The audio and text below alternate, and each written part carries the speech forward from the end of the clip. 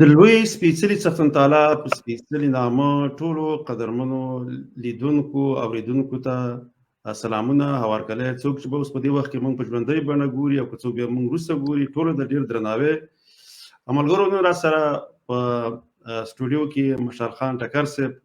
میلمه دی. ټکر صاحب د لوی افغانستان غورځنګ بنسټګر او مشر دی چې ګام ورته ویلی شي چې د ګریټ افغانستان مومنټ په نوم باندې یادېږي. تاسو ټکر صاحب د افغانستان د ډیرو تلویزیون چینلونو څخه اوریدلی او لیدلی دی. ټکر صاحب خپله یو ځان ته جدا نظریه لري، نو هغه موږ سره په سټوډیو کې دی، هغې ته موږ هرکلی کوو. ټکر صاحب تاسو روغبړ وکړئ، بیا به ستاسو څخه اول پوښتنه وکړم. ډیره مننه ګرانه، پاک الله دې خوشحاله لره او زه تاسو ټولو ته د زړه د اخلاصه د مینې نه ډک سلامونه وایم. مننه. ټکر صاحب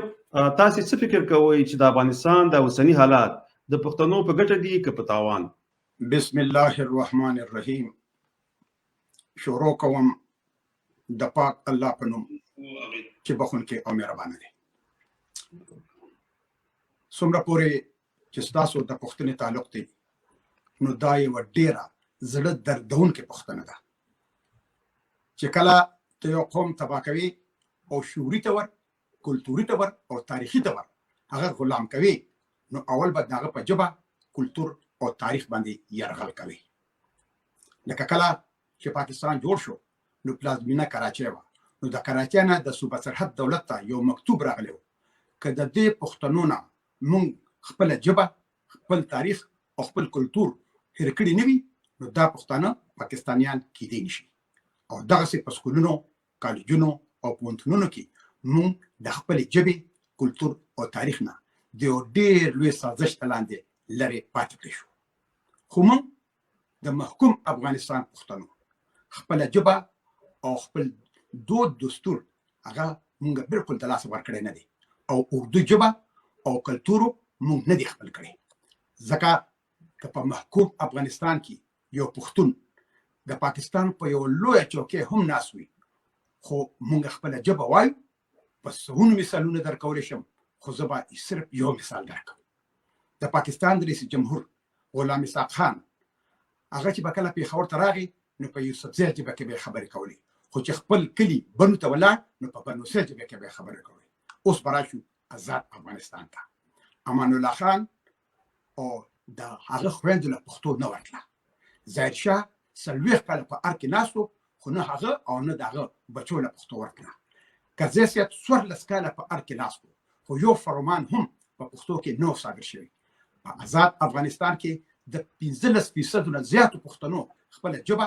دود دستور او خپل کلتور د لاسه ورکړی دی او دري ژبه او کلتور یې خپل کړی دی. ما 2 کاله مخکې یو ورځ په لایو ویډیو کې ویلي و چې د افغانستان شاهي دربار ته پښتو په 3 دورو کې سر ښکاره کړی و. یو د احمدشاه بابا په وخت کې، دویم د خلقانو په وخت کې او دریم د طالبانو په وخت کې. نو ماته د ځینې افغانانو چې کومې کنځلې کړې وي چې تا ولې د خلقانو او د طالبانو نوم واغشته، د بده مرغه ځینې افغانان او د هغوی اولاد رښتیا اورېدلو ته بالکل تیار نه دي. زه په واشنګټن کې په یو ځای کې میلمه وم چې په هغې غونډه کې 90% کنداریان ناست وو. نو موږ خپلې خبرې کولې چې په دې کې یو تاجک راننوت، ډېر شریف او پوه انسان و چې ما ته یې وکتل نو وایي ټکر صاحب یې؟ نو ما ورته ویل او. نو زما سره ډېره مینه وکړه. نو چې هغه کېناستو نو دې ټولو کسانو ته یې وویل چې زه په پښتو سل په سله پوهېږم خو ویلی نه شم، نو مهرباني وکړئ په پښتو کې خبرې کوئ ځکه چې ټکر صاحب په درې ژبه باندې نه پوهېږي. زه 3 ګنټې ناست وم خو یو پښتون هم په پښتو کې خبرې نه کولې. حالانکه هغه مشر به ورته بیا به ورته وي چې په پښتو کې خبره وکړي چې ټکر صاحب پرې پوه شي، خو دې ټولو په درې کې خبرې کولې. زمونږ د چا په ژبه او د چا په کلتور هیڅ اعتراض نشته، خو د خپلې ژبې او د خپل کلتور په قربانۍ باندې نه، چې دا به موږ د لاسه ورکوو. اوس د مخ ورځو کې د افغان ډایسپورې په نوم اولنی پروګرام و. اشرف غني ورته هم لایو بیانیه ورکړې وه. زه پکې به زه دا ویم چې د بده مرغه هم راغلی و. نو په 3 ګنټو کې ما له 2 منټه وخت راکړو ځکه چې ما د لوی افغانستان خبره وکړه او نور کسانو له په 3 4 او 5 واره باندې وخت ورکړی شو او 99% خبرې په درې ژبه کې شوې وي. یوازې زوم چې ما پکې ټولې خبرې په پښتو کې کړې وي. بل چې کله بابر کامل په قدرت کې و یو کتاب لیکل شوی و چې ډېر کوشش پکې شو چې د پښتنو شمېر په افغانستان کې راکم کړي، خو بیا یې هم 58% ښودلی و. چونکې زموږ پښتانه خو اکثر په اطرافو او په غرونو کې اوسېږي او اکثره به بېسوادو، نو چې په افغانستان کې به مردم شماري وه، نو د یو ډېر لوی سازش د لاندې به د نورو قومیتونو کسان تلل او د دوی نه به یې په فارمونو باندې ګوتې ولګولې چې موږ د افغانستان ولس غواړو، او بیا به پکې وروسته هغوی د خپل قومیت نوم ولیکه. حالانکې هغه کس او دغه فامیل به ټول پښتانه وو او په کاغذاتو کې به تاجک وښودل شو. نو اوس په سرکاري کاغذاتو کې، د CIA په کاغذاتو کې او د ملل متحد په کاغذاتو کې پښتانه 42% تراکوز شو، چې ګنې افغانستان په اصل کې د پښتنو وطن نه دی. د پېښور یو کس دی، هغه په دې کې PhD کړې ده. نو هغه وایي چې زه په افغانستان کې کلي په کلي بانډه په بانډه ګرځېدلی یم، د پښتنو شمېر د 80% نه هم سوا دی. احمدشاه بابا د افغانستان بنسټګر دی، خو هغه به ځان ته پښتون باچا ویلو، او هغه چې کله باچا شو نو په خپل ولس یې غږ وکړو چې ای پښتنو د خدای وري ته وګورئ، یو موټی شئ. حالانکې د افغانستان ټول قومیتونه سره ملي وروڼه یو، دا زموږ د ټولو په شریکه وطن دی، خو پکار ده چې د یو بل د ژبې، کلتور او تاریخ خیال وساتل شي او د بل په ژبه، کلتور او تاریخ پورې ملنډې ونه کړی شي. نو ګرانه، اوس بیا په قدرت کې د راتلو نه پس به طالبان یو ځل بیا د پښتنو جایزه هغوی ته ورکړي. دا زما په دې اړوند په دې باندې باور دی او د دې نه لویه خبره نشته. بل ګرانه، په یو هېواد کې امن ډېر زیات ضروري وي، او چې کله په یو وطن کې امن وي نو هغلته د دنیا خلک راځي چې پنګوالي وکړي. لکه د طالبانو په تیر شوي دوره کې د امریکې یو کمپنۍ یونیکول د پایپ لاین په اړوند په افغانستان کې ډېره پنګوالي کوله، خو بیا چې کله په افریقا کې القاعده د امریکې په سفارتخانو حملې وکړې او په سونو کسان پکې مړه شول، نو بیا دا پروژه نیمګړې پاتې شوه. موږ په افغانستان کې د میلیارډونو ډالرو معدنیات یعنی منرالز لرو چې دنیا په هغې کې پنګوالي کولو ته تیاره ناسته ده، خو چې په افغانستان کې امن راشي چې هغه انشاءالله چې راغلی دی. نو د طالبانو په دا ځل په قدرت کې د راتلو په وجه زه نه صرف د پښتنو بلکې د ټول افغان ولس ډېره ښه راتلونکې وینم. ډېر ښه ټکر صاحب، ډېر ښه. دوم سوال به نه داسې چې ویل کېږي چې پښتانه افغانان د جګړې ډګر بریالي وي خو د سیاست په ډګر کې ماتې خوري. اوس تاسې څه فکر کوئ چې د 100 کالو د جګړې وروسته به یو ځل بیا پښتانه افغانان د سیاسي ډګر ماتېدونکي شي که بریالي؟ ګرانه وروره، په دنیا کې پوهان هم دا خبره کوي چې پښتانه خو د جنګ په میدان کې ډېر تکړه دي، خو د دولت په چلولو باندې بیا نه پوهېږي. نو د دې بنیادي 3 وجې دي. اوله دا چې زموږ د پښتنو سره هیڅ پروګرام او هیڅ هدف نه وي چې دا جنګ موږ وګټو نو بیا به څه کوو. په اصل کې جنګ موږ شروع کړی نه وي، موږ په کورونو کې ناست یو چې اشغالګر راشي او د کور دروازه راته وټکوي چې زه راغلم، نو موږ په شا دروازه د کور نه وځو، غرونو ته وخېږو او ټوپک ته لاس کړو. نو جنګ موږ نه وي شروع کړی بلکې جنګ په موږ باندې راوتپل شي. نو ځکه د جنګ د ګټلو نه پس زموږ سره هیڅ پروګرام نه وي چې اوس به څه کوو. دویم دا چې پښتانه که په لر کې دي او که په بر کې د یو ډېر لوی سازش د لاندې د تعلیم د ډېر لرې پاتې شوي دي، او خاص کر بیا د آزاد افغانستان پښتانه لکه د ظاهرشاه په وخت کې 40 کاله هغه باچا و، خو په افغانستان کې 95% ولس بېسواده و چې په هغې کې پښتانه ډېر زیات وو. نو د ټوپک د چلولو دپاره خو د تعلیم ضرورت نه وي، نو په ټوپک خو ګټه وکړو، ولې د سیاست او د دولت چلولو دپاره خو د تعلیم او د زده کړې ضرورت وي. نو بیا نه لاره پارخطا وي چې اوس به څه کوو، ځکه چې هغه زموږ سره نه وي. او درېیمه وجه دا ده چې په افغانستان کې یوه خاصه طبقه ډېره د پخوا نه شتون لري چې هغه هم د داسې حالاتو په انتظار وي چې جنګ وګټلی شي، نو بیا د نوم دپاره په هر کې یو پښتون کېنوي چې هغه صرف په نوم رئیس جمهور یا باچا وي، او بیا ترېنه د دې نورو قومیتونو کسان راچاپېره وي چې هغه د پښتنو د قربانو او د ګټو هېڅ خیال هم نه ساتي، او بس په دې سندرو او بغارې مصروف او نشه ساتي که په میوند کې شهید نه شوې ګرانې لاليه بې ننګۍ له بې ساتینه، او دا مې د بابا وطن او دا مې د دادا وطن. خو پښتانه دې ته سوچ نه کوي چې د دادا او د بابا وطن د امونه د ډیورنډ لاین پورې نه و بلکې د امونه تر د عباسي نه پورې و، او بیا هم د دې پښتنو په سر سیاست شروع کړي چې د ډیورنډ کرښه نه منو او لر او بر یو افغان او پښتانه ورته خوشحالېږي. نو دغه وجه ده چې پښتانه خو د جنګ په میدان کې بریالي شي خو د سیاست په میدان کې پاتې راشي. نو زه په دې باور یم چې د 100 کالو د تجربې نه پس به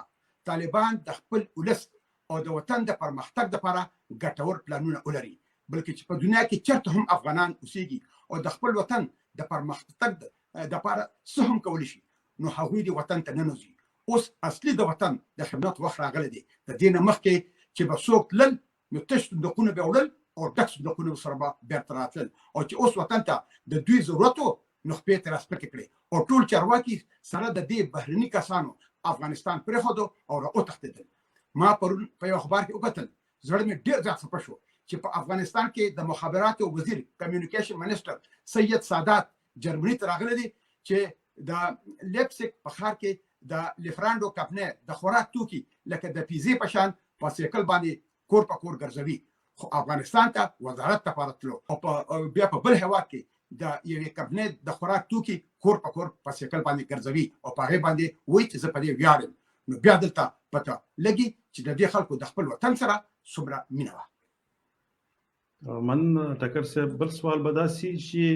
د پاکستان وزیر خارجه یو ځل بیا کوشش کوي چې د افغانستان ګاونډیانو د خوښۍ لپاره طالبان دې ته وهڅوي چې حکومتدارۍ کې غوړه برخه د افغانستان اقلیتونو یا لږکیو ته ورکړي، لکه څنګه چې په نویزو کې هم د ګاونډیو د خوښۍ لپاره دا کار کړی و. ستاسې په ان دا ځل به طالبان د پاکستان داسې هوکړې ته غاړه کیږدي او که نه، د نه په صورت کې به یې پایلې څه وي؟ ګوره ګرانه، پاکستان یو ډېر لوی حرامي هېواد دی. دا د یو اشغالګر او د قبر په غاړه ولاړ د برطانوي استعمار د خېټې نه راوتلي د برطانوي استعمار ناجیز اولاد دی، او پاکستان ته دا ټول سازشونه د خپل ناجیزه پلار د انګرېز نه په وراثت کې پاتې شوي دي. ګوره زه تاسو ته د پاکستان د جوړېدو نه مخکې یو مثال درکوم. هر کله چې په برطانوي هند کې په کال 1946 کې ټولټاکنې وشوې او بیا د موقتي دولت خبره شوه، نو پنډت جواهرلال نهرو وزیر اعظم شو او لیاقت علي خان له د مالیې وزارت ورکړو. نو د لیاقت علي خان د دولت د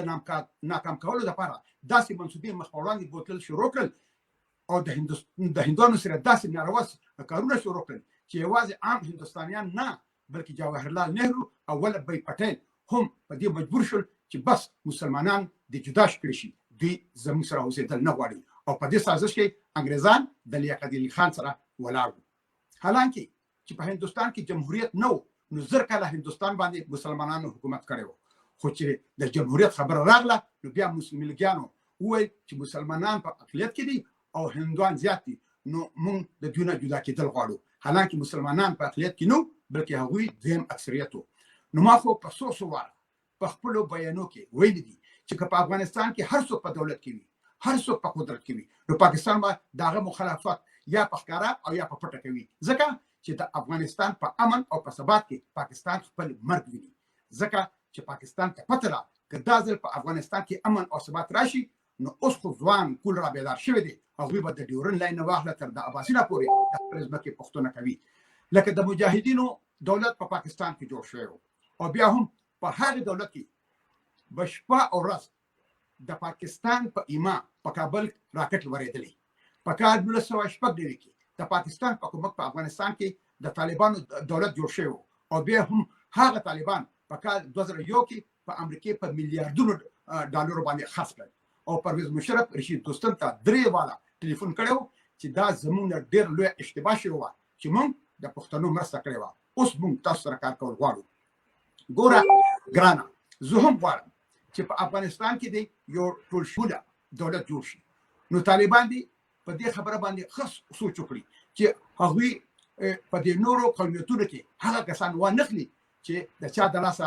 دا وطن تباه او برباد شوی دی، او چې په وطن سخته راغله نو د سیل به وتښتېدل. په نورو قومیتونو کې ډېر ښه خلک شته چې د خپل وطن سره ډېره زیاته مینه لري، او د یو څو جنګسالارانو او سیاسون هغوی یرغمل کړي دي. ګوره په ښکاره رشید دوستم او اتانور د یو بل دښمنان، خو په اصلي کې دا بالکل یو خلک وو. نو چې تښتېدل نو دواړه په شریکه او یو ځای وتښتېدل او خپل ولس یې په ځای باندې پرېښودو. او دا کوم کسان چې اوس پاکستان ته تښتېدلي دي او پاکستان غواړي چې دوی په دولت کې شامل کړي، او یا نور کسان چې پاکستان یې معرفي کړي، د طالبانو د دولت ناکام کولو لپاره به دوی خپلې جنتکارۍ د لیاقت علي خان په شا کې خامخا کوي. نو یو امریکني د سی ای افسر دی ګیری شروین، هغه وایي چې کله ډاکټر نجیب په قدرت کې و، نو موږ غوښتل چې د سلنګ هایوې بند کړی شي، چې د هغې په ذریعه د شوروي نه سپلای د ډاکټر نجیب دولت ته بند شي. نو ګيري شورین وای چې په پېښور کې د ځمکې د لاندې د احمد شاه مسعود یو ډېر لوی مرکز و چې هغه کې د رسنو د ټلیفونونو او د وایرلیسونو یو زبردست سیستم موجود و او هغه به د احمد شاه ورور احمد ضیا مسعود چلولو. نو ګيري شورین لیکي چې زه د سنټر ته لاړم نو زما ملاقات د احمد ضیا مسعود سره وشو. نو هغه زه په ټلیفون د احمد شاه مسعود سره ملاقات کړم. نو ما ورته وویل چې موږ غواړو چې د سلنګ لار بند شي. نو احمد شاه مسعود راته وویل چې $15,00,000 به لګي. نو ګيري شورین وای ما احمد ضیا مسعود له نغدي $15,00,000 ورکړي خو احمد شاه مسعود دا کار ونه کړ. نو ګيري شورین لیکي چې کله بیا احمد شاه مسعود په کابل قبضه وکړه نو زه کابل ته لاړم. نو چې زما احمد شاه مسعود سره ملاقات و نو ما ورته وویل چې تاسو سره خو زما ملاقات نه دی شوی خو زه هغه کس یم چې طالب ما $2,00,000 د میاشتې 10 کاله درکولې او $15,00,000 من د سلنګ ډالر د بندولو لپاره درکړی خو تا هغه کار ونه کړو. نو احمد شاه مسعود به کله یو باندې کوله او کله بل. نو شروع وای چې ما چې یره بوس دا تاریخ خبر ده په دې باندې نور خبر نه کوم. خو یو کس احمد شاه مسعود ته غلی وي ځکه چې شروع په درجه به ډېر خپوي چې دا پیسې خو مونږ ته نه دي ملو شوی. نو احمد ضیا مسعود د خپل رول نه هم $15,000 پټ ساتلې وي او احمد ضیا مسعود هم اوس په پاکستان کې د هغه نورو کسانو سره ناست دي چې پاکستان ته تښتېدلي دي او د پاکستان وزیر اعظم مهاجر عمران خان او د پاکستان د فوج د سریز باجوا ور سره ملاقاتونه کوي چې طالبان دي په دولت کې شامل کړي چې دا به د طالبانو یو ډېر لوی اشتباه وي. خو که طالبانو د پاکستان خبره ونه منله نو پاکستان د طالبانو سره هیڅ هم نشي کولی. لږ صبر وکړه پته به درته سره روان دي. پاکستان چې اوس د کوم ستونزو او د کورونو او د بهرنو مسلو سره مخامخ دي نو ان شاء الله چې ډېر ژر به پاکستان د تاریخ اشل جوړ شي. ګرانه دا د دې خبرې زما ته جواب. ډېره مننه ټکر صاحب. د لوی افغانستان غورځنګ د طالبانو سره اړیکه نیولې او کنه ګام د افغانستان ټول افغان ولس سره کاغه په آزاد افغانستان کې اوسي که په محکوم افغانستان کې اوسي او که د دنیا په کوم هیواد هم اوسي نو دې ټول سره موږ په تماس کې یو او طالبان هم افغانان دي نو موږ هغوی سره هم په تماس کې یو. ډېر ښه.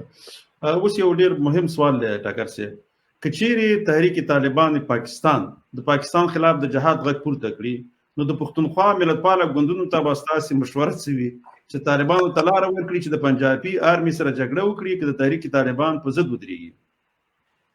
ګرانه ډېر ښکلی سوال دی. خو که موږ د دنیا تاریخ وګورو نو که څوک د یو ملک نه ازادي غواړي نو پکار ده چې هغه په بل ګاونډي ملګري هیواد کې خپل ځایونه ولري چې د ضرورت په وخت کې د دوی سره د ټریننګ کیمپونو د لاجسټک د هسپتال چې د ټپیانو علاج پکې کېږي د اوسېدو دپاره ځایونه د وسلو او نورو مالي کومکونه وکړي نو هغه تحریک به کامیابېږي. زه تاسو ته یو څو مثالونه درکوم چې کله په مشرقي پاکستان کې بنګالیانو د ازادۍ جنګ شروع کړو نو په ازادۍ مین کسان د مکتي باهني د جنډې د لاندې راجمع شول او د دوی سره هندوستان دا ټول کومکونه چې کوم ما بریات کړل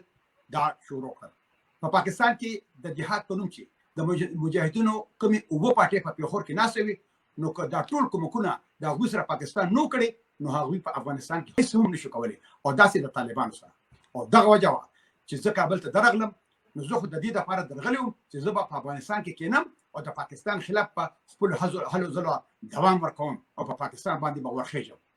نو پاکستان ته پته وه چې دې کس سره پروګرام شته.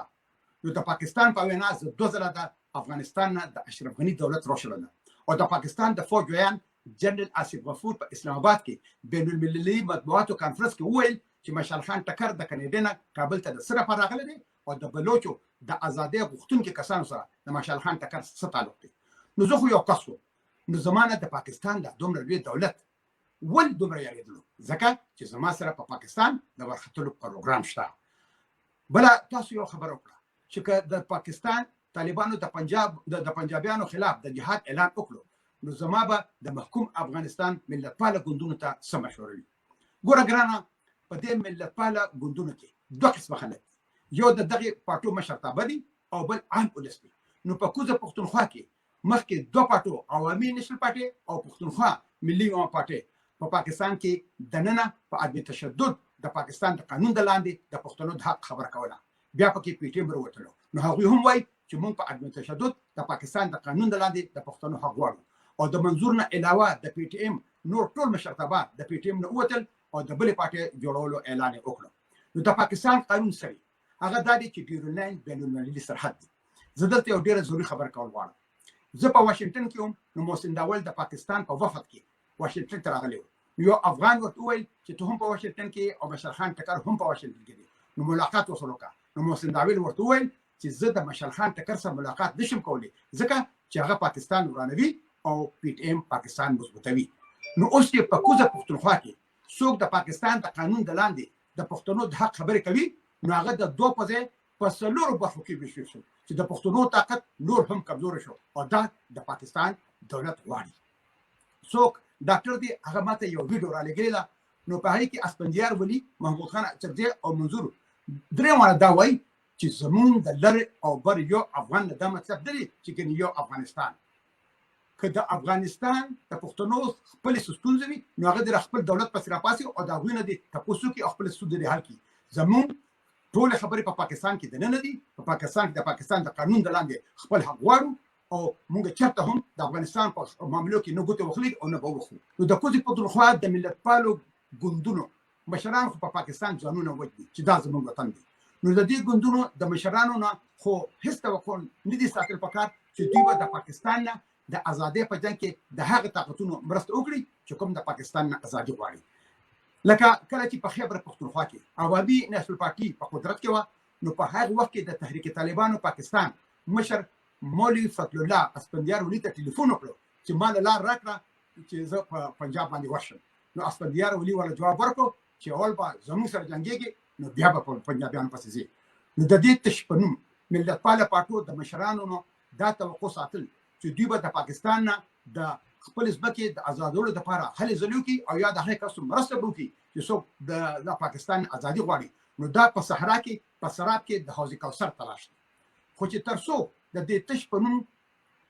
پښتون خامپاله پارټو د عام ولس خبره ده، نو که داسې صورتحال شروع شو چې داسې تحریک کاغه د هر چا وي او هر نظریه لري خو چې د پاکستان نه خپل ځمکه ازادول غواړي، نو عام ولس به د هغوی مرسته خامخا کوي. او زما د محکوم افغانستان ولس ته دا مشوره ده چې په پاکستان کې به تاسو او ستاسو راتلونکي نسل ټول عمر د پنجاب غلامان یې چې څومره زر د پاکستان نه ازادي واخلو نو دومره زر به د عباسین نه واخلي تر دامه پورې خپل د پلار نیکه وطن ګران افغانستان د ترقۍ او د پرمختګ په لار باندې روان کړو. لکه څنګه چې اوس د بنګال لاینو جی ډي پي پاکستان خو پرېږده بلکې د هندوستان هم ډېره مخکې روانه ده. نو پکار ده چې د هر هغه تحریک مرسته وکړي چې څوک د پاکستان نه د پښتنو ازادي غواړي، ځکه چې د لر او د بر د ټولو پښتنو د بدبختو حل یوازې لوی افغانستان دی، بل حل نشته. ډېر ښه ټاکر صاحب. د لوی افغانستان په جوړېدو کې د پښتنو افغانانو څه ګټې دي؟ ګرانه ستا دا پوښتنه څه عجیبه غوندې ده. ولې د افغانستان د پښتنو به څه ګټې دي؟ لر او بر دا ټول یو پښتانه دي، د دوی ټولې فایدې یو بل سره تړلې دي. که موږ لر او بر یو ځای شو نو یوازې پښتانه به 80 میلیونه وي او د دې نورو ملي ورونو سره به 100 میلیونه جوړېږو. نو بلوچستان هم یو آزاد هیواد وي.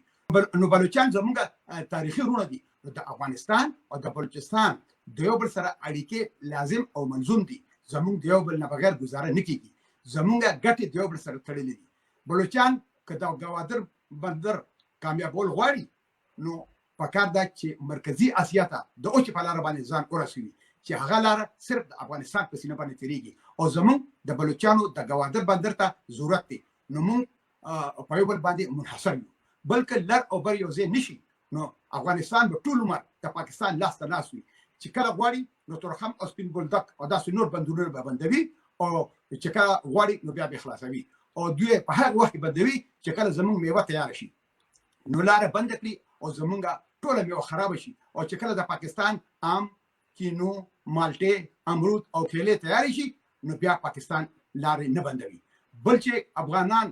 اباسین ته ورسي نو پاکستان به تجزیه کیږي. نو چې پاکستان تجزیه شي نو د نور هیوادونه سندھ دیش او بلوچستان هم منځته راشي او پنجاب به د هندوستان سره یو ځای کیږي. نو موږ به راسن د هندوستان په شان یو لوی مارکیټ ته رسوي ولرو. بل اړخ ته هندوستان ته د انرژي یعنی د تیلو او د ګیس سخت ضرورت دي چې دا غي سرچینې په مرکزی اسیا کې شتون لري نو د انرژي د ټول پایپ لاینونه به د افغانستان په ځمکه باندې تیریږي او هندوستان په مرکزی اسیا سره خپل تجارت هم د افغانستان د ځمکې په لار باندې کوي نو د دوی نه به چې موږ کوم ټکسونه اخلو نو پاغي یو نه بلکې لس افغانستان به جوړیږي نو لوی افغانستان د لړ او بر پښتانه د پاکستان د فزیکی او اقتصادي غلامیان خلاصوي او د پاکستان د لاسوخونو نه به د همیشه لپاره خلاص شو او وطن به مو ورځ په ورځ د ترقۍ په لار مخ په وړاندې باندې روان وي نو اوس سوچ وکړه چې د لوی افغانستان به پښتونو ته څه کوي اخرنی سوال له به بروسه د مرګورو ځنې سوال نه راوخلو ستاسو په اند د لوی افغانستان د جوړښت لپاره افغانانو ته څه کول پکار دي ټاکر سي ګوره ګرانه ویل کېږي چې د ولس زور د خدای زور وي ولس را به ضرور غواړي چې د لوی افغانستان لپاره شریکه مبارزه وکړي خو د محکوم افغانستان د پښتنو سره د آزاد افغانستان دولتونو ډېر زیاتې کړې هغه کله هم خپل سینې ته نه دي رانیستې کړې بلکې ټول عمر زموږ د کوزي پښتونخوا په وطن او د ولس په سر باندې معاملې کړې دي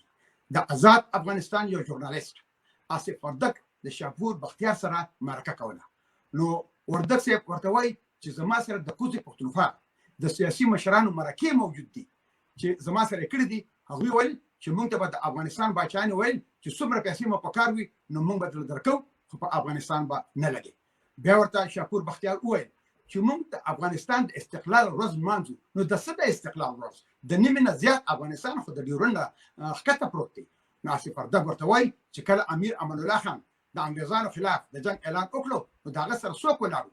هم دا د کوزي پښتونخوا خلک ورسره ولاړو چې بیا موږ په ځای باندې د انګریز استعمار جبر ته پرېښودل او موږ د نیم افغانستان استقلال واغشتو شاپور بختیار ورته وایي چې موږ د لر او بر یو افغان چغې وخو نو که د کوزي پښتونخوا خلک زموږ نه پوښتنه وکړي چې تاسو زموږ لپاره څه کړي دي تاسو خو آزاد وئ موږ ول څه جواب ورکوو نو آصف وردک ورته وویل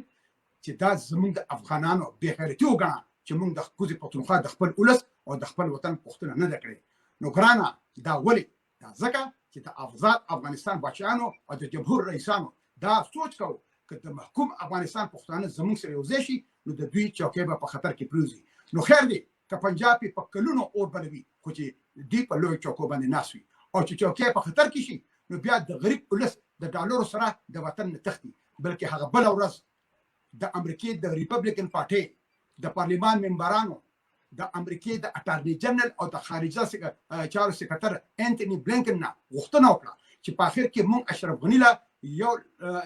یو سل او 9 میلیونونه زیات ډالر د افغانستان د ولس د کومک لپاره ورکړي او اوس هغه پیسې اشرف غنی ځان سره تختول دي نو په کار ده چې اشرف غنی محکمه شي نو کاغه دا پیسې اوري په نیولې زما د سره اس کار نشته خو په دنیا کې او شرمېدو چې د افغانستان رئیس جمهور ځان سره د ولس پیسې وړي دا ډیره زیاته د افسوس او بد خبره ده ګرانه موږ د محکوم افغانستان ولس د آزاد افغانستان د ولس او د دولتونو نه اوس ډیر زیات بد خاطرې لرو لر او بر یو څه وخت کال شو او شو چې د یو بل نه جدا شوی دي خو په دې دومره موده کې د افغانستان ولس چرته هم د خپل چارواکو نه دا پوښتنه نه کړې چې تاسو ولې د خپل ولس او د خپل ځمکې پوښتنه نه کړې نو د لر او بر په نه یو ځای کېدو کې د افغانستان دولتونه او ولس دواړه ګناهګار دي او چې کله د محکوم افغانستان نه یو کس مشرخان ټکر په واسطه می وای چې زه خپل د پلار نیکه وطن د اباسین نواخ د دوامو پر لوی افغانستان جوړول غواړم نو دوه ځله د افغانستان نه د افغانستان چارواکو راوشړل خو د افغانستان ولس په ځای د دې چې د اشرف غنی نه پوښتنه کړې وي چې تاسو ولې ټکر سي پوښتل نو ورته به وي چې زرکلن شي نو اوس وروره خبره داسې ده چې د لوی افغانستان په خاطر به راپاسې تاسو او بیا به در سره مونږ یو ځای کېږو ځکه چې تاسو آزاد یې ګنې د کال 1919 په شان به بیا مونږ په ډاګه پرېږدي او د کوزي پښتونخوا ولس یریږي چې دا ځل به بیا مونږ افغانان او د افغانستان دولت د انګریزي استعمار د ناجیز دولت پاکستان ته په ډاګه باندې پرېږدي امنه ټکر څه خپل ماته یو سوال پیدا کیږي خیر تاسو پر ګرنا واچوي وګوره موږ خپل هم دا ویو چې پښتونخوا او جنوبي پښتونخوا د افغانستان د پښتنو د چنده دوی ډیر دي لکه کومه اوس 8 میلیونه سو په دې کې 8 میلیونه خلک د پښتونخوا او د جنوبي پښتونخوا کې راځي نو چې خپل اکثریت د پښتنو دی خواته وسیږي دوی لکه اوس وګوره که دا پخواني پاچاهانو دوی خرڅولم دوی یو قیام باید کله وي ځکه دوی لکه هغه قیام به کله وي هغه پاچا به لري کله وي د پښتنو د اکثریت حکومت به راوستلی وي ځکه دوی هم په دې کې مسؤل دي ځکه دوی هم چې هر څوک راغلي دي د هغوی ته لکه که انګریزان راغلم دوی ورسره لکه په سراپان رسېدل چې د افغانستان سره یو ځای شي یا که روسه د پاکستان سره یو ځای شولو هم که اوس اکثریت 80% هم د پښتونخوا خلک خپله وغواړي چې موږ ازادي غواړو بغیر د ټوپک هم کېدلی شي دوی که دا ټول مظاهرې شروع کړي او راوځي نو کېدلی شي یو دغه وشي یو څه نتیجه ورکړي خو مګر که دې کې 10% خلک یې وغواړي دا باقي پاتې نه غواړي بیا ډېره مشکله به شي زما په اند باندې ګوره ګرانه تا یو تاریخي سوال کړی دی او په کار دا ده چې زه د تاریخ په رڼا کې تا له جواب درکړم په کال 1840 کې لر او بر د یو بل نه جدا شوي دي په هغه وخت کې په پېښور کې د دوست محمد خان دوه وروڼه یار محمد خان او سلطان محمد خان ناست هغوی زمونږ مشران خو چې هر کله د انګریزانو په کومک رنجیت سنګ په پېښور راخوت نو دوی دواړه راوتښتېدل او موږ یې دغه ته پرېښودو رنجیت سنګ ته بیا هغه 15 کاله په کوزه پښتونخوا کې ناست و او هغه ظلمونه به یې کول هغه ظلمونه چې د هغې تاریخ چې هغه تاریخ ته سړي ګورو نو خلک حیران شي لکه چې چاسې به غلط کار وکړو نو هغه به د محمد خان منارې ته د محمد خان جومات او د هغه ځای نه به راخطا کړو زما خبره څه ده چې داسې به نه کوئ موږ په هغه وخت کې ستاسو نه سیوا خو داسې به نه کوئ چې باچې وي هغه راباندې تاسو کوله او چې غلامي اوس راتلې ته د غلامۍ نه ځان خلاص مې بیا موږ سره شامل شو ګوره بله خبره دلته زه څه کوم موږ چې کله امان الله خان په کال 1919 کې په کوزه پښتونخوا باندې ورته ځکه چې تاسو آزاد یې او موږ د انګریز استعمار د جبر د لاندې چا خبره نشوه کولی او موږ امیر امان الله خان ته نو ویل چې موږ به تاسو راپاسو ځکه چې موږ د دونه جبر د لاندې د هغه جبر زم ښکاري چې په ټکر جنگ دی ګولې وریږي اونې پانې رېجوینه زم دا دومره ظلمونه به هغوی په موږ کول او خلک غلي ناستو امیر امان الله خان لا په دغه نو وروړېدلې په خیبر باندې چې د اباسین نه واخله ته ډیورونه پر سره ټول پښتانه ودرېدل نو دغه ته انګریزان یو سوچ وکړ دا ورسېدله اباسین ته نو بیا انګریزانو امیر امان الله خان ته د جنگ دغه ورکړ چې جنگ بس کو او خبرې شروع کو او څه چلو شو چې موږ یې په ځای باندې پرېښودو او د نیم افغانستان استقلال یې واخیست بیا به راشو بل طرف ته ګوره د هغه چې څه ټایم د نیم افغانستان استقلال واخیست او موږ یې بیا انګریز استعمار ته پرېښودو نو هغه ظلمونه وشو په موږ باندې چې په تاریخ کې د هغې مثال نه میلاویږي چا وکړل همدغه انګریز استعمار وکړل اوس به راشو دې بل طرف ته اوس که بیا د دې خبرې اشاره ما ته وکړه خو په کار وه چې د دې خبرې جواب تا ته راکړي مړه شوی وي اوس بیا پښتانه راپاسي مونږ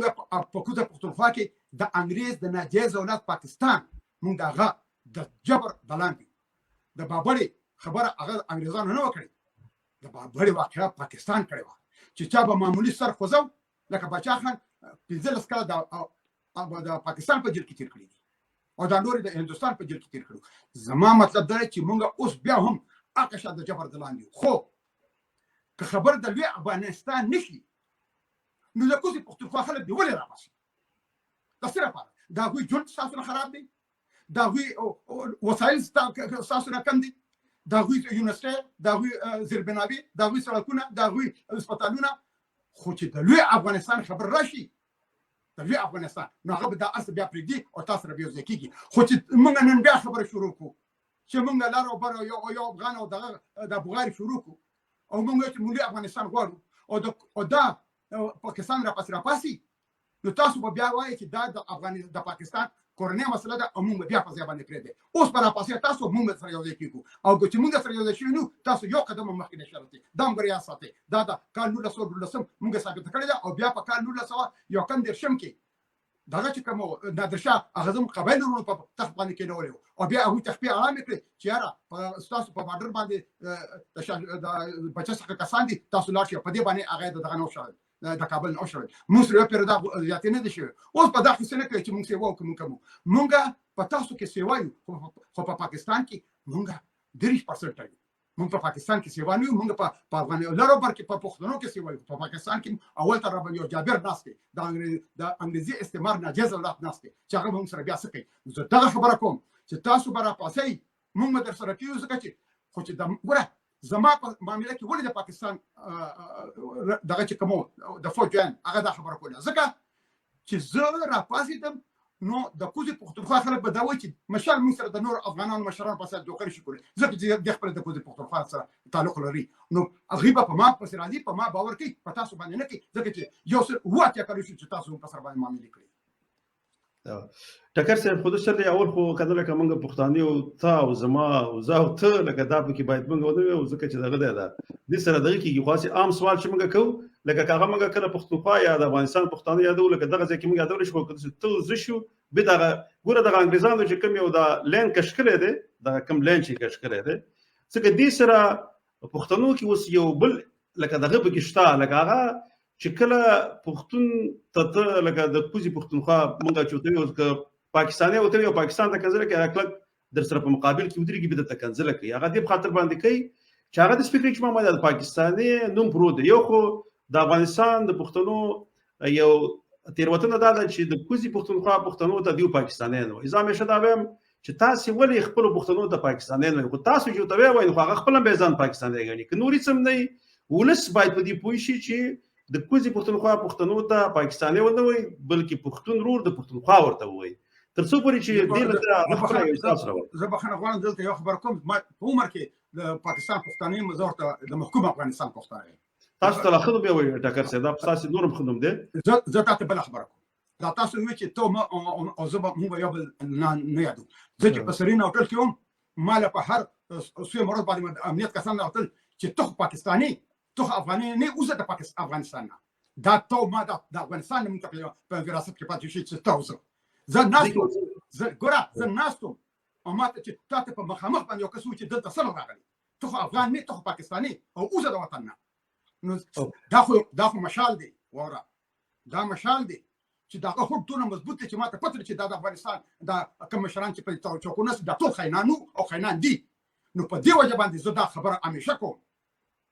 چې ما زما د افغانستان د دغه سره هېڅ تعلق نشته چې څوک په ارګ کې ناست دي. که هر هغه کس چې هغه د اباسین نه تر د امو پورې دا وطن د مور غېږه بولي او لوی افغانستان غواړي، که هغه په ارګ کې ناست دی، که د ارګ نه بهر ناست دی، که هغه خلقي دی، که هغه پرچمي دی، که هغه طالب دی، که هغه د دولت کس دی، که هغه هر څوک دی، که هغه پارسیوان دی، که هغه زما د سر تاج دی. خو چې څوک یې نه غواړي زما ورسره هېڅ تعلق نشته. زما دریځ او د ګام دریځ په دې معامله کې بالکل ښکاره دی. بالکل ټکر صاحب دا د ټولو دریځ دی چې لوی افغانستان څوک نه غواړي هغه نه دی. خو ټکر صاحب ته یوه بله مسله هم ده، ګوره دا د موضوع رئیسي د ایران میډیا د پنجاب میډیا په پښتونخوا کې دا کار کوي او د ایران میډیا په افغانستان کې دا کار کوي چې د پښتنو په منځ کې لرېوالی راولي، پښتانه یو بل ته دشمنان معرفي کړي، هغې ته د پاکستاني خطاب وکړي، دې خوا ته دې پښتنو مضغو کې هغه ذهنسازي ورته داسې کوي د ایران میډیا چې تاسې دلته افغانان یاست، هغه ستا چې دی هغه پاکستانی دی او پاکستانی ستا دشمن دی. بیا کې دې د خپله پښتنو هم د داسې میډیا دې ته نه ده جوړه کړې چې ورته ووایي چې وره پاکستانی ستا دشمن دی، خو مګر دلته دا پښتون چې دی دا ستا دشمن نه دی، دا ستا ورور دی، باید دې سره د یووالي لپاره باید کار وکړي. ځکه دا داسې یوه میډیا په کار ده او داسې مشران موږ ته په کار دي چې هغه راشي د دې په اړه باندې لکه تاسو چې ما راوستلې داسې نور مشران باید دې په اړه باندې خبرې وکړي، د پښتنو په منځ کې د یووالي لپاره کار وکړي. نو موږ ته انشاءالله تعالی کار کول پکار دي. تاسې اوس دغه د خپلواکۍ بیرغ پورته کړی دی، جنډه هم پورته کړې ده او انشاءالله تعالی دغه لوی افغانستان لپاره کار کوئ. موږ ټول درسره ولاړ یو. دلته یو پوښتنه زه به ستاسو نه وکړم ټکر صاحب، ځکه یو ملګري پوښتنه رالېږلې ده. تاسې اول څه ویل غواړئ خو هغه خپله دغه وکړئ. زه دا یو خبره کوم، تاسو د رسنیو خبره وکړله. ګوره د کال 2014 نه را په دې خوا د افغانستان ټول رسنیو باندې زه بند یم. ماوره دې خبره ډېر په غور سره وکړه، ځکه ګناه مې څه وه چې زه د لارو بر د یو ځای کېدو خبره کوم چې زه لوی افغانستان غواړم. زه په ټولو رسنیو باندې تا د دې خبرې پتې. نو که پاکستان ګوره دلته زه یو عجیبه خبره تاته کول غواړم. سردار علي ټکر هغه زما کشر ورور دی، صحیح شو. زه په کال 2014 کې چې زه تلم کابل ته، نو ما دته وویل چې سردار علي زه ځم، خو ګوره زه واپس نه راځم. ده ماته څه وویل؟ د ما ته ویل مشاله چې ته لاړ شې او ته الته ځې په ځای شو او تذکره واخلې ته زه واپس نه راځم زه سره د بچو کابل ته درځم واشنگټن پر ځم سره د بچو کابل ته درځم خو چې زه راوشړل شم او دته ما ټلیفون وکړ چې سردار علي زه خو راوشړل شم د ماتوي مشال درته یو خبر کوم مونږ خپل ځان معلوم دي چې موږ په پاکستان کې په محکوم افغانستان کې موږ څوک یو مونږ خپل ځان معلوم دي چې موږ د لارې کوسي خلک نه یو چې ته هغه نه راوشړل شي ته پوه شو لوی افغانستان پوه شو زما وطن پاکستان دی اوس ور د خبرې ته وکړه هغه له پاکستان یو میډال ورکړ صدارتي میډال ولا ورکړ دا هغه په هنر باندې چې دا میډال هغه ته امریکای ورکړ وایس اف امریکا ورته ورکړ ډنمارک ورته ورکړ دی یو بل هیواد ورته ورکړ دی بغیر د افغانستان هغه پاکستان ته چې لاړ رسنۍ پرامات وي دنیا پرامات وه دا غرور افغانستان ته لاړ مشال خان ټکر هغه وایي چې زما وطن افغانستان دی هغه د افغانستان نه راوشړل شو اوس د اشرف غني په دې څو میاشتې مخکې هغه ورپسې خبر ولګوي چې سردار علي تراشه افغانستان ته مېلمه شه او موږ له تا نازول غواړو او تاسو را په ار کې ټولې خبرې موږ کوو اوس یو خبره ته وکړه یو کور دوه سکرونه یو ورور پاکستان باندې بندي او پاکستان ولا دغه ورکړي میډال ورکړي بل ورور په افغانستان باندې بندي چې هغه چې د وطن افغانستان دی او د افغانستان دولت ولا او چې راشه چې موږ اونازو ما به خبر کوله مې دوه قسمه په جنبیان دي یو په ارک ناسي او بل په اسلام آباد کې ناسي ماته په دې دوړ کې هیڅ فرق پاتې نشو ګوره مونږ چې وایو چې زه تاسو ګوت نشم کنه نو څلور ګوتې ماته راځي په کار چې په دې باندې مونږ سوچ چې څومره سردار علي په شان دي به څومره نور کسان موږ د لاس ورکړي لکه یو کس کې عوامي نشي پارټي مشر دی یو علاقه هغه ماته ورس ټلیفون کوم ماته ټکر سه ماته د پارټي سمشرانو یو خبرو کو چې د مشال خان ټکر خو ډیر د عباسي خبره کوي خو چې د افغانستان ته لاړ شي نو دا افغانستان دولت په دونه په شرمونه باندې شرمای چې بیا د عباسي په بو باندې د صفانی شي ګوره مونږ چې کوم یو کس یو ځکه خو چې هغه ازادي دغه اواز د لکونو نه زیات چې هغه غلامي تاسو ازادي تاسو په مونږ باندې معاملې کوي نو ځکه ما ځه یا زستان یو بل تاسو او پښتون کوم ته زما ویډیو وګوره دا تاسو دغه خبرو کړل چې په کار کې ولس پوښي ما 15 کال سره په دې ولګول چې زه د پښتون تاریخ ما په ویډیو کې باندې چې دا لارو بر د پښتني ګوري ته چې موږ ډېر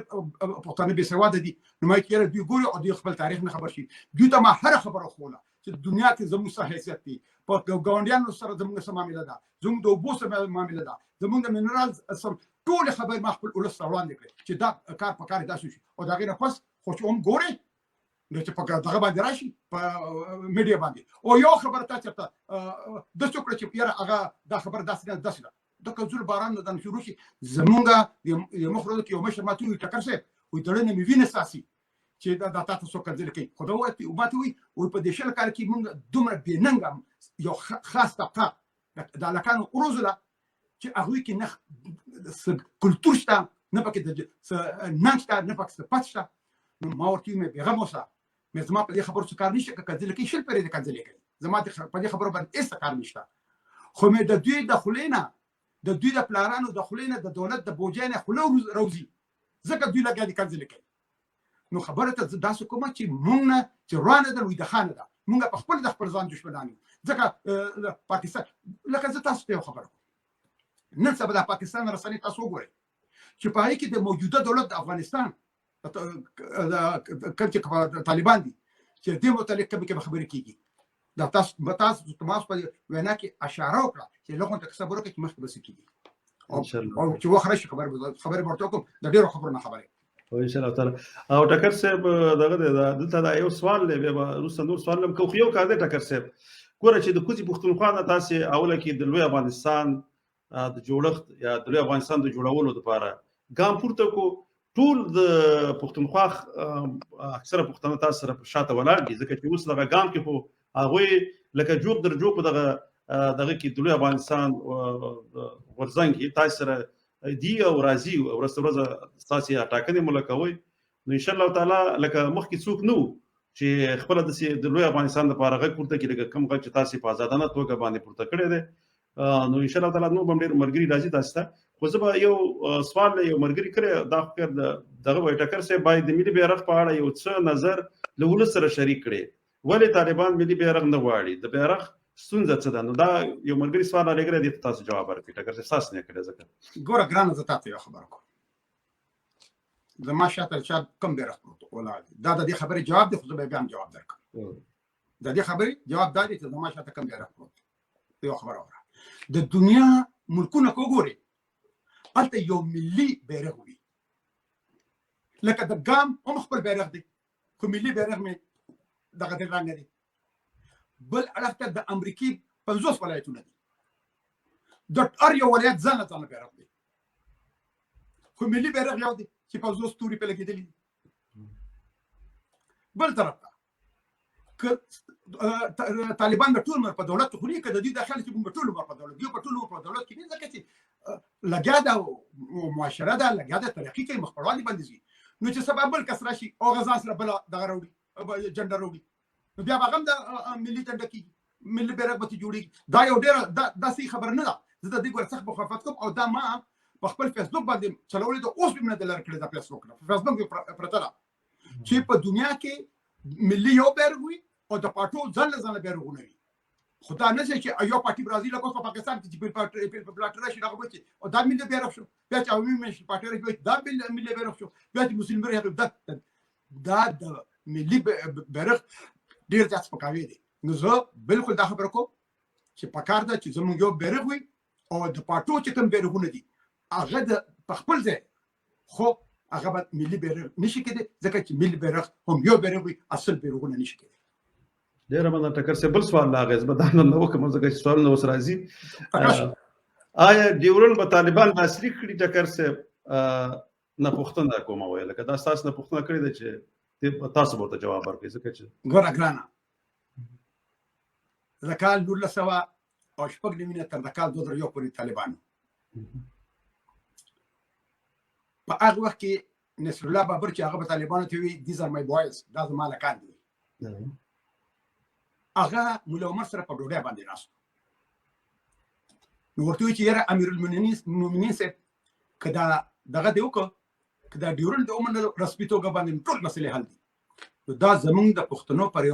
په دود دستور کې ډېره زیاته غلطه خبره ده. خو د ډوډۍ داسې راچوته کړې وه نوړې وی کېده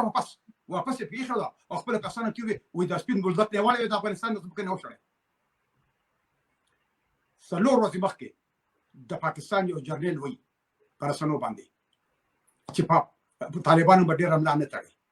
ځکه چې دوی څخه موږ ډېر ملتونه کړي چې ښه چې دوی 15 کاله ناستو او داسې ناستو چې دوی له به 30 میلیونه دوی سره ایستو،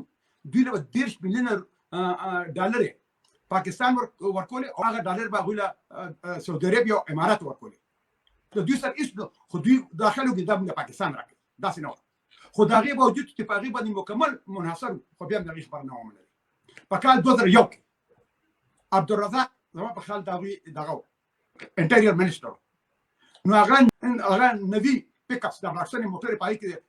د ډکو د طالبانو اچولې وې تللو دغه ته د قبایلو ته بیا انګور اړې ته تللو او ورته ویل چې راشه افغانستان ته چې موږ دغه درکړو تذکرې درکړو د پاکستان تذکرې وانخلي. ګرانه زه تاته یو خبره کوم دا خلک لګیا دي چې لاسپوسي او پاکستان چې کوم دی نو طالبان د پاکستان لاسپوسي ما چې پوره خبره خلک کله چې امریکا راغله افغانستان باندې یرغل وکړ نو په هغه وخت کې د دوی یو وفد کرزی سره په کندهار کې ناست د طالبانو او طالبانو ورته وویل چې یاره بس تاسو پوه شئ افغانستان پوه شئ بس موږ خپلو بچو سره پرېږدو بس لاس په عرب جون تېروو بس موږ نور هېڅ نه کوو. په دغه وخت کې د بي بي سي یو نماینده کرزی ته ټلیفون وکړ چې ته د موقتي دولت لپاره رئیس جمهور وټاکل شو او بیا وروسته د امریکې د امنیت سکرټر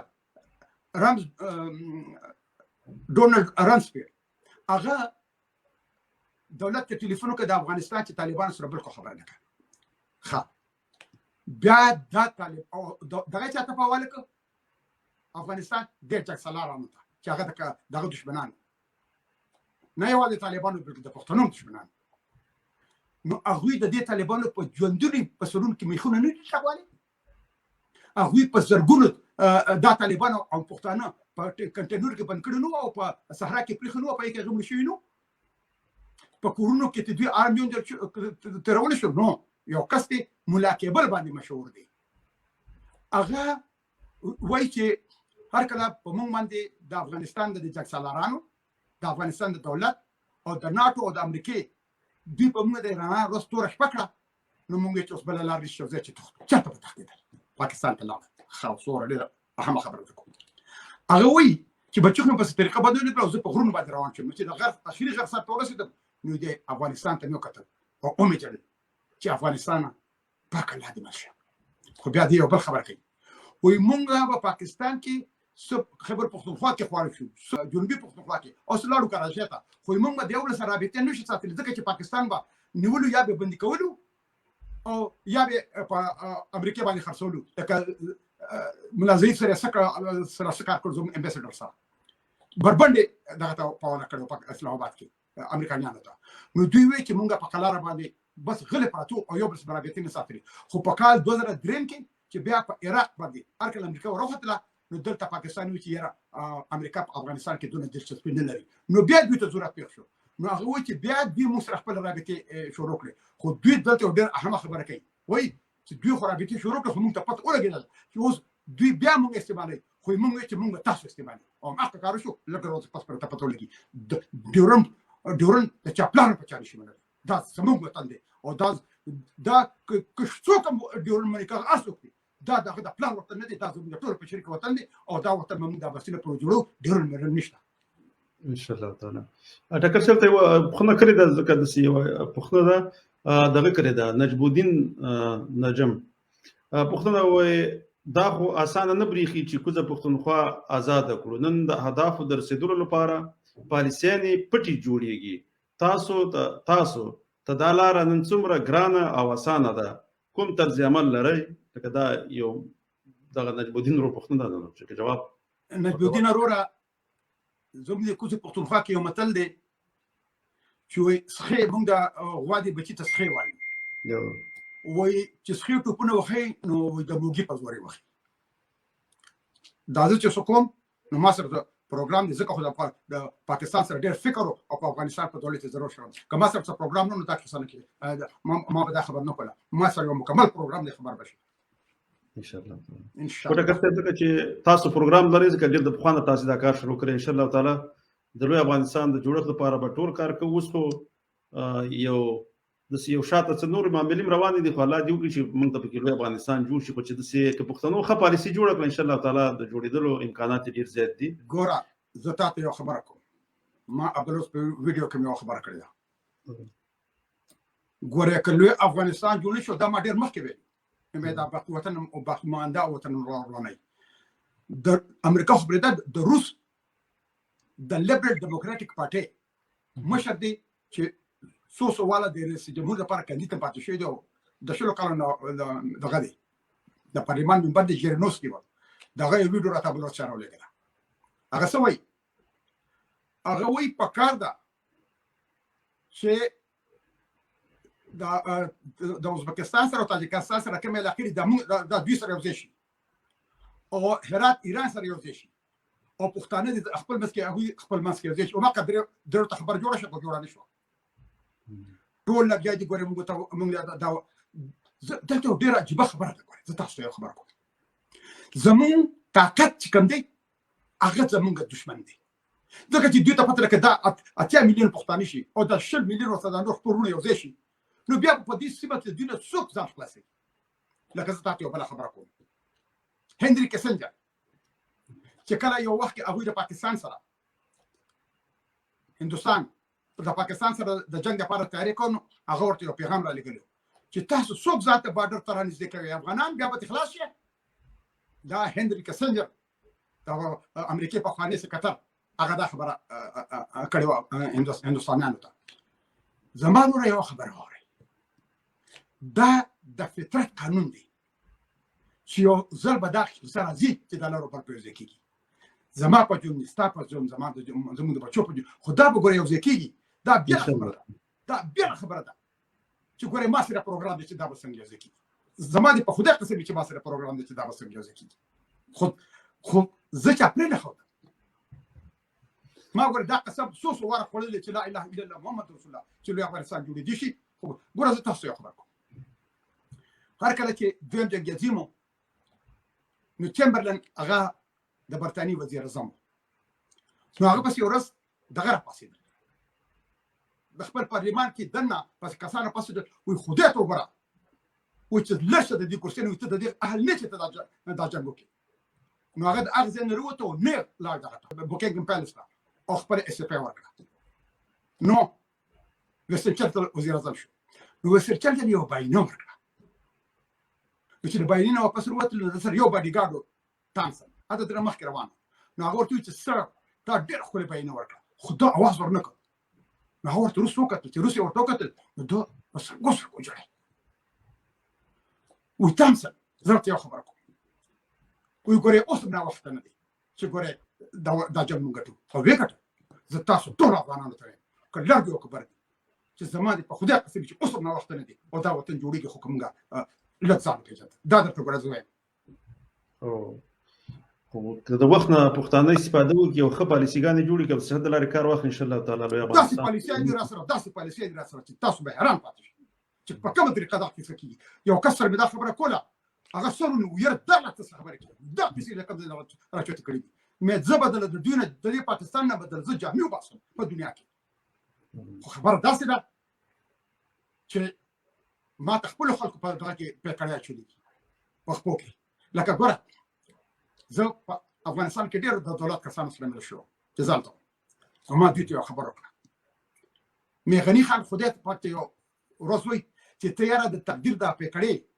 زما د خپل نه لرکه نو بیا ته د عشق په منارو کې زما ګناه ته ګوره نو ما د دولت کسانو ته ویم ګوره به تاسو زمانہ د زمیر دا پکړې لرکه چې ته پاکستاني ما ته وایي چې ته افغانستان د دې وطن بچي نه مې ته بیا ګوره چې زه درسو ته بیا زما د لیوانې ګډه ته ګوره چې د په دې لارو برکه په کوم طریقه باندې ګرځم خو زه چاپرې نه هوته ان شاء الله تعالی وخت براشي ټکر صاحب ولس به شاته ودرېږي خلک به هم دې پرېږدي ان شاء الله تعالی او د افغانستان د جوړولو پورې به کار کوو الله دې ژوندی لره ورته نو ټکر صاحب اوس خو تقریبا یوه ګنټه پوره کېږي ان شاء الله تعالی بیا به بل پروګرام کې د خیر سره برخه اخلو خپل نظرونه به زموږ سره شریکوئ ان شاء الله تعالی بل پروګرام ته به بیا بلنه درکوو نو اوس به تر بل پروګرامه پورې د ملګرو څخه خدای پاماني واخلو نو ستاسو څخه مننه ټکر صاحب چې راغلی او زموږ سره په دې پروګرام کې ګډون وکړو ډېره مننه پاک الله دې خوشحاله لره او ټول ورونو ته چې چا دا پروګرام کته هغه ټولو ته زه د الله د اخلاصه د مینې نه ډک په سلامونه وایم چې پاک الله خوشحاله لره او ان شاء الله تعالی چې ګوره دا زموږ وطن دی دا به موږ جوړو دا نوم له سپینه مالې جوړوي نه سره مالې جوړوي ما زر پیرې دا په خپلو بیانونو کې ویلي دي چې دا وطن به ګوره موږ په خپلو جوړو دا موږ په سپنو جوړو دا خبرې ما ډېره کړې ده او اوس هم کوم چې دا وطن به ګوره موږ په خپلو جوړو پاک الله خوشحاله لره په لوی الله سپارم د ازادۍ په هیله مشال خان ټکر